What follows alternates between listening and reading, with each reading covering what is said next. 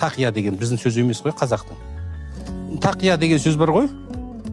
Бізге кейіннен келді ғой, 100 жыл бұрын келген шығар. Бұрын бұны кепеш дейтін. Сарттан келді ма, басқа жақтан келді ғой. Тымақтың іші кірлейді. Кірлеген кезде мынаны жоғалмайсың. Мынаны жууға болады мынаны. Сосын үйге кірген кезде мына басың теріліп келеді, мынаны шешесің. Мынау жылуды ұстайды. Әйтпесе мынаны шешіп тастасаң, мына теріліп келген басың суық тиіп, сен ертең ауру болмайсың ба? Анда нені бер? Мен саған көрсетейін, мына кири тымақ не үшін керек екен.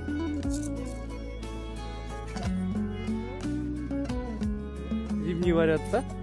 Зимний емес. Мынау қалай деп айтсам, мынаны ұрады ғой, ұрған кезде соққыны ішінде тымақ ұстайды.